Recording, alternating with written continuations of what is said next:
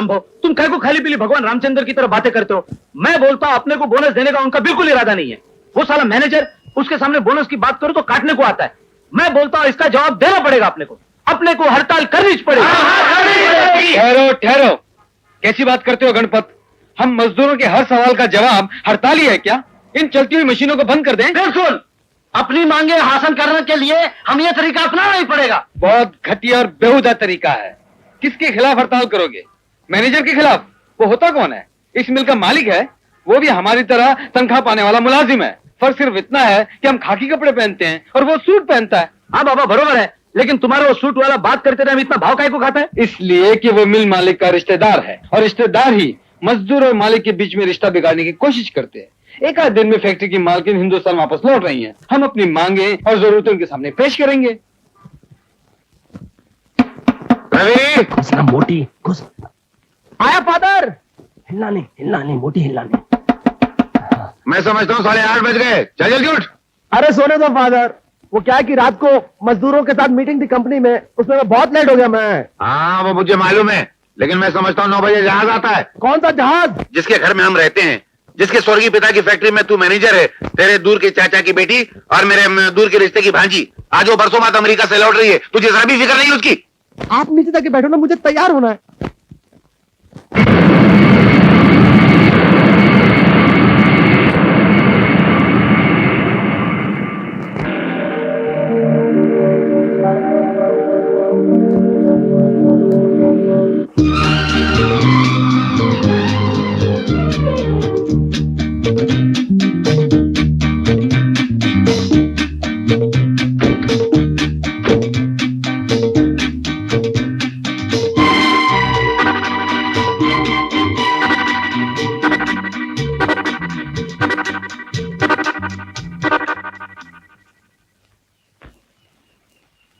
अरे यहाँ बैठा तो बीड़ी पी रहा है, देखा नहीं मालकिन आ गई।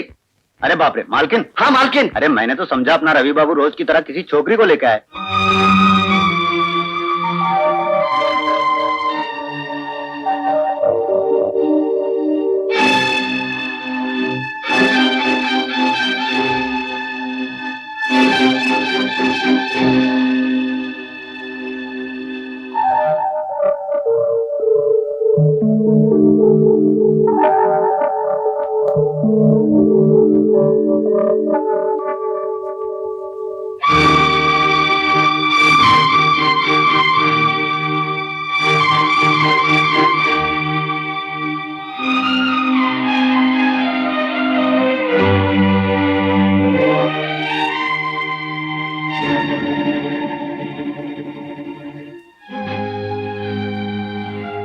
आइए।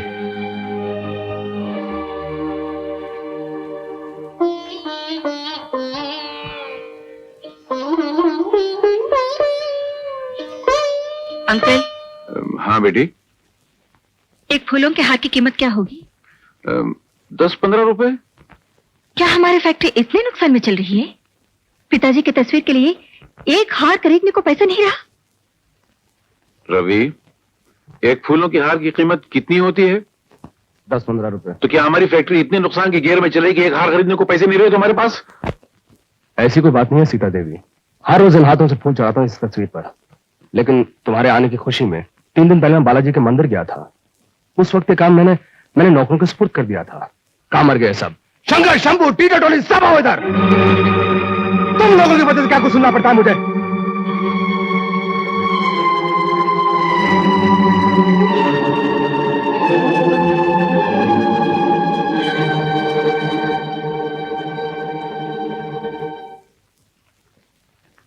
अंकल। हाँ हाँ हाँ बेटी। मुझे ये गंदगी बिल्कुल पसंद नहीं है। मुझे इस घर में साफ सफाई और डिसिप्लिन चाहिए। आज के बाद सब नौकर साफ सुथरे और यूनिफॉर्म पहने हुए चाहिए। अच्छा अंकल, हाँ। वो जो बाहर बैठा बीड़ी पी रहा है, उसे नौकरी से छुट्टी कर दीजिए। अच्छा। Attention, standard is. Attention, standard is. Attention, standard is. Attention, standard is. अबे हाथी गेंडे वैसे की औलाद म्यूनसिपालिटी के इंजन मेरे पैर की चटनी बना दिया। अबे तेरी आंख में नीचे देखने का गियर नहीं है क्या? आप तो बोला है कि परेड करने के टाइम पे नीचे नहीं देखा बोल के। अबे वो भूत के डराने वाले हैवान, रूस अमेरिका को झगड़ा करने के लिए एटम बम की क्या जरूरत है? तो उसको खींच के मार दे, आधी दुनिया उड़ जाएगी। अब खा कसम दोबारा मेरे पैर पे पैर नहीं रखेगा। मैं कसम खाता हूं। तेरी माँ ने तेरे को 9 महीने पेट में कैसे रखा होगा? लगता पहले दिन ही तू उसके पेट से टपक गया होगा। अरे बुलडोजर, तू खड़ा खड़ा मुंह क्या देखा? उठा ना। अबे तू मेरे पैर के ऊपर हाथ पकड़।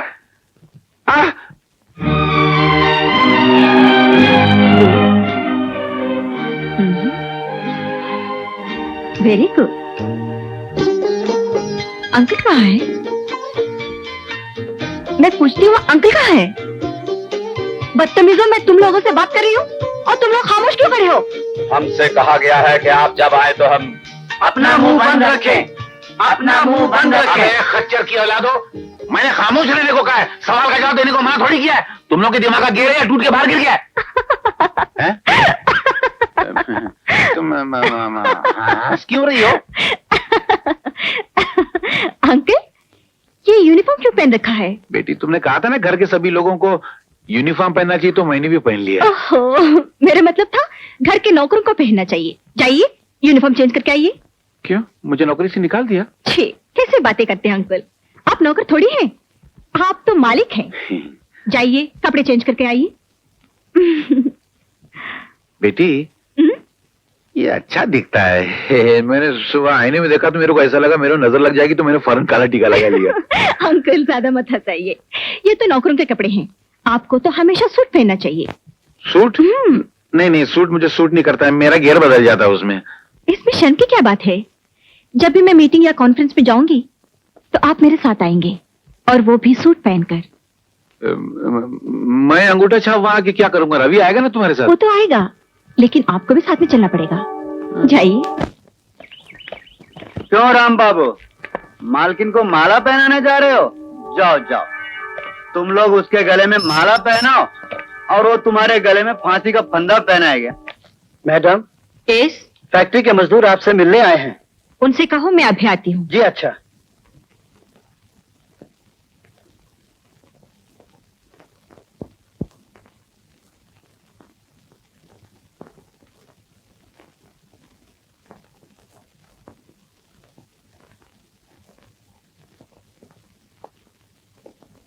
सीता, मैं तुम्हारे पिता को कभी भुला नहीं सकता। उनके एहसानों तले मेरा रोम रोम दबा हुआ है।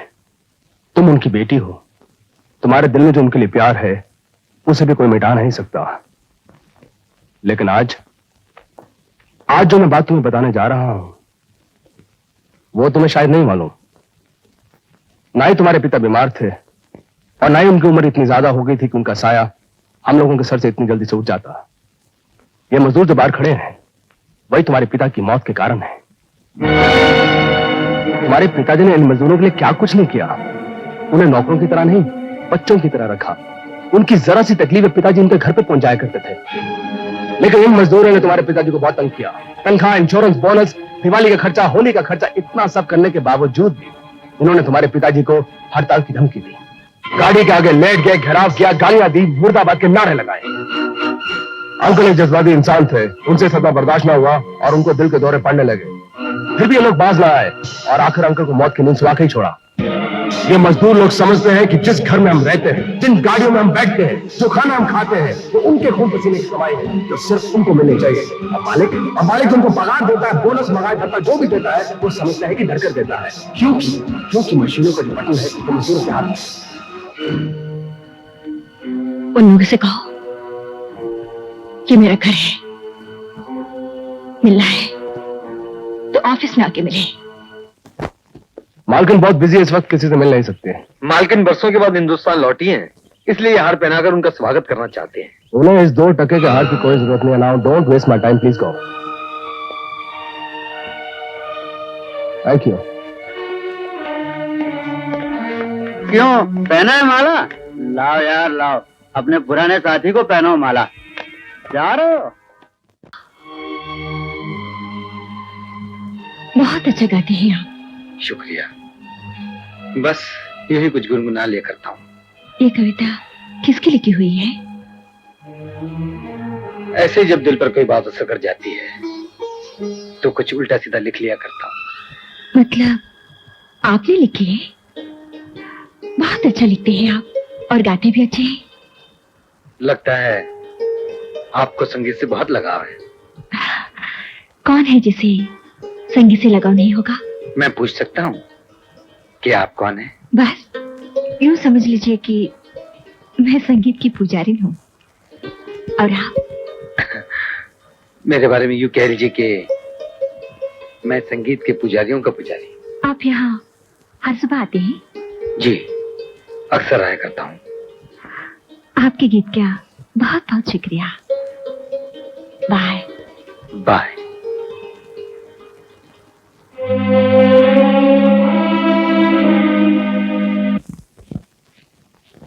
सीता, उन मजदूरों को मैं क्या जवाब दूं जो बाहर तुम्हारा इंतजार कर रहे हैं?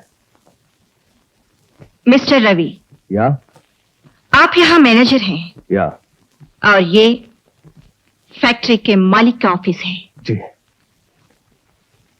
Mind your manners. अब I am sorry madam, I am extremely sorry madam. आज तक मैंने आपको दूसरे रूप में देखा है, आज पहली मर्तबा मैंने आपको मालिक की कुर्सी पे बैठे हुए देखा है। अब आइंदा ऐसी गलती नहीं होगी। आई am extremely sorry madam. That's all right. Madam, आज आप दिन भर ऑफिस के कामों में बिजी रहेंगी, तो मैं उन मजदूरों को क्या जवाब दूं जो आपसे मिलना चाहते हैं? वही पुराने घिसे पीटे सवालात पूछकर आपके लिए दर्दसर बनना चाहते हैं। अब मैडम, क्या ये ठीक रहेगा कि अगर मैं उनसे ये कह दूं कि आज आप ऑडिटर और अपने लीगल एडवाइजर से मिल रहे हैं, इसलिए आपका उनसे मिलना नामुमकिन रहेगा? हाँ। Thank you madam. आज उनसे मिलना नामुमकिन है? सिर्फ आज ही नहीं, तुम सब लोगों का हर एक दिन का मिलना उनसे नामुमकिन है। उनका कहना है कि ऐसी कौन सी बात है जो तुम सब लोग मिलकर उनसे कहना चाहते हो। कोई फैक्ट्री की समस्या है या और कोई प्रॉब्लम है तो मैनेजर को उनसे नहीं। मेरी एक बात और कान खोलकर अच्छी तरह से सुन लो कि बड़े लोगों से ऐसे नहीं मिला जाता कि मुंह उठाए और चल दिए। उनका एक एक मिनट कीमती होता है। उनसे मिलने के लिए पहले अपॉइंटमेंट लेना पड़ता है। अपॉइंटमेंट? अब ये नौबत आ गई है कि मजदूर को मालिक से मिलने के लिए अपॉइंटमेंट लेना पड़ेगा।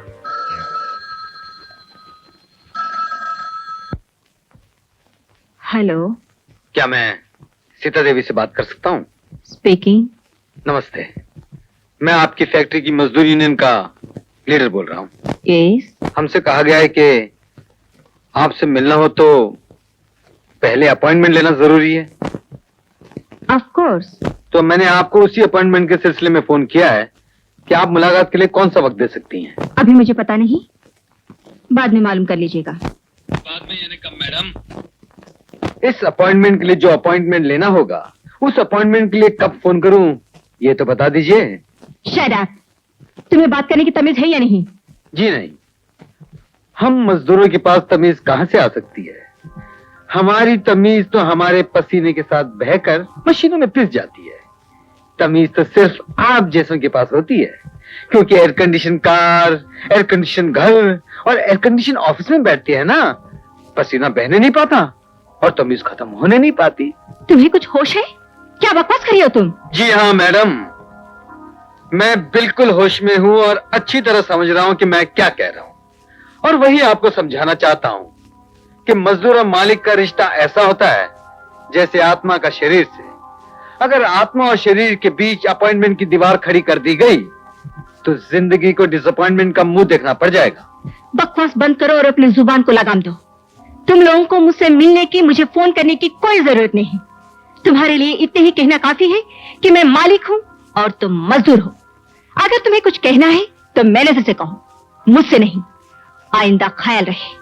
That's all.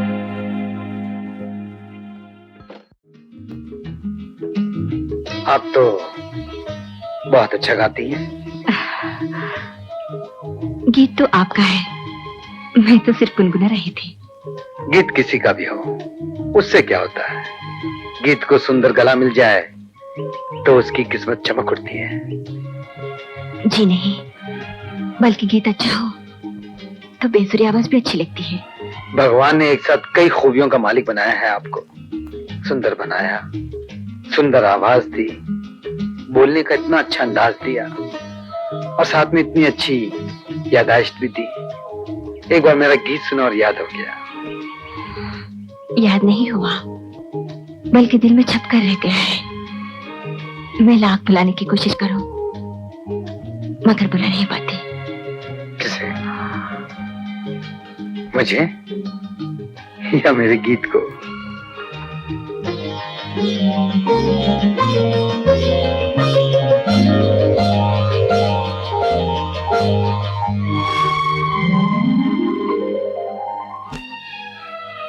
भगवान ने एक साथ कई खूबियों का मालिक बनाया है आपको। सुंदर बनाया, सुंदर आवाज दी, बोलने का इतना अच्छा अंदाज दिया और साथ में इतनी अच्छी यादाश्त भी दी। फादर, एक मिनट। क्या है? फादर, आपने शादी के बारे में क्या सोचा? मैं तो कब से शादी के फर्स्ट गियर में घूम रहा हूँ, मगर लड़कियां सारी रिवर्स गियर में घूमती हैं। मुझे कोई लड़की देता ही नहीं। फादर, मैं आपकी शादी के बारे में बात नहीं कर रहा हूँ, अपनी शादी के बारे में बात कर रहा हूँ। तुझे भी अपनी कोई लड़की क्यों देगा? मजाक मत करो फादर। आपने तो मुझसे वादा किया था कि सीता जैसे फॉरेन से लौट के आएगी, आप उसका हाथ मेरे हाथ में दे देंगे। मैं बग गया था, मगर अब मैं समझता हूँ कि गलत बग गया था। फादर, आपको अपने बेटे की बिल्कुल परवाह नहीं। आप नहीं चाहते कि आपके बेटे का घर बसे, एक इज्जतदार लड़की आपकी बहू बने? हाँ फादर। सच बोल रहा है या? गुगली नहीं मार रहा हूं। आप एक बार बात छेड़ के तो देखिए। अब वो आ रही है सामने। हाँ? बेटी, आज तो बहुत फर्स्ट गियर में नजर आ रही हो। मेरा मतलब बहुत खुश नजर आ रही हो। और बुजुर्गों ने कहा है कि जब कभी कोई टेढ़ा सवाल पूछना हो तो गियर की हालत देके पूछना चाहिए, मतलब खुशी की हालत देके पूछना चाहिए। मैं समझता हूँ मेरे दिल में एक बहुत दिनों से बात है, वो पूछ ही डालूं। पूछो uncle. Morning Sita. Good morning. वो अपना क्या नाम है उसका? हाँ, जिसे हमने नौकरी से निकाल दिया है। हाँ, नहीं छी, उसका क्या नाम ले रही हो? ये मेरा बेटा है ना, क्या नाम है तेरा? वो हाँ, तो इसकी है ना हाँ। शादी की उम्र हो गई है। वो तो पहले ही हो गई थी। जब मैं अमेरिका गई थी उस वक्त ये शादी के लायक हो गया था। हाँ, मगर जब तुम अमेरिका जा रही थी तो रिवर्स गियर में बचपने की तरफ चला गया था। अब तुम अमेरिका से लौट आई हो तो ये फर्स्ट गियर में जवानी की तरफ लौट आया है। ठीक कहा आपने। सही कहा? मैंने सही कहा? हाँ। मतलब गाड़ी फर्स्ट गियर में आ गई? अरे बेटा, मैं तो कभी सोच भी नहीं सकता था कि गाड़ी इतनी जल्दी फर्स्ट गियर में आ जाएगी। चल जल्दी शुक्रिया अदा कर, शुक्रिया अदा कर। मुझे तो अल्फाज ही नहीं मिले। मैं तुम दोनों की जन्मपत्री लेकर आदि रुचि के पास जाता हूँ। जन्मपत्री किसके शादी लिए? का फर्स्ट गियर निकालने के लिए। शादी किसकी? आपसे किसने कहा कि मैं उससे शादी करना चाहती हूँ? तुमने कहा? तब अभी? मैंने तो रवि की शादी के बारे में हाँ कहा। रवि की शादी अपने साथ करने को नहीं कहा। जाइए, कोई अच्छी सी लड़की उसके लिए ढूंढ लीजिए। शादी के लिए जो भी खर्चा होगा मैं करूंगी। लेकिन बेटी, फिर तुम्हारी शादी कब? जिसे मैं पसंद करूंगी उससे मैं खुद शादी कर लूंगी। फिर ये लटक गया। फादर, क्या बात कर रहे हैं आप? कैसी बात कर रहे हैं आप? आप चाहते हैं कि वो खुले शब्दों के अंदर बोले कि आपके बेटे को नहीं चाहते? नहीं। आप में जरा सी भी कॉमन सेंस है कि नहीं? हाँ? मैंने आपसे क्या कहा था? मैंने आपसे ये कहा था कि मेरा हाथ इस लायक नहीं कि उसका हाथ लेकर थाम ले। और आपने क्या कहा था? आपने कहा था नहीं बेटा, इसके साथ शादी करने के लिए सिर्फ तू ही काबिल है। मैंने? सीता, अगर तुम शादी के लिए राजी हो भी जाती तो मैं खुद तुम्हारे पास चल कर आता और तुमको समझाता कि तुम अपनी हैसियत को देखो और तुम मेरी हैसियत पे नजर डालो। तुम आसमान का तारा हो और मैं जमीन की धूल। मैं तुमसे शादी करने के लिए बिल्कुल राजी नहीं हूं। अरे मगर तूने नहीं कहा था? I say get out, out you old man, out, senseless fellow। मेरी एक बात और तुम और से सुन लो। अगर तुम शादी के लिए हाँ कह भी देती, मैं खुद तुम्हारे पास आकर शादी के लिए इनकार कर देता। भाई, मेरा तुम्हारा क्या मुकाबला? फादर की वजह से तुम्हें जो तकलीफ पहुंची है उसके लिए मैं तुमसे माफी मांगता हूं। वो बेचारे बेटे की शादी के जोश में भूल गए थे कि जूता पैर में पहना जाता है, टोपी की जगह सर पर नहीं रखा जाता। उनकी बदतमीजी की वजह से तुम्हारे दिल को जो ठेस पहुंची है उसके लिए मैं सीता देवी हाथ जोड़ के तुमसे माफी मांगता हूं। इट्स ऑल राइट, जाओ जाकर अपना काम करो।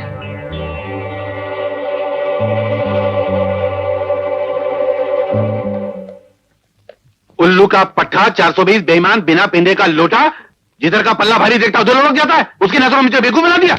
हाँ, हाँ, ऊपर से हाँ भी बोलता है वो इसलिए कि मैं उसकी नजरों में बेवकूफ नहीं बनना चाहता था। और मुझे बेवकूफ बना दिया। हाँ, अरे बेईमान 420 खड़े खड़े बाप को रिवर्स गियर में डाल दिया। तब पता चला कि जब तू पैदा हुआ तो तेरी माँ दुनिया से क्यों चली गई। अरे जाओ ना, अपना जाके काम करो। हाँ हाँ तुम नहीं चाहते ना? ठीक है, मैं चले जाता हूँ।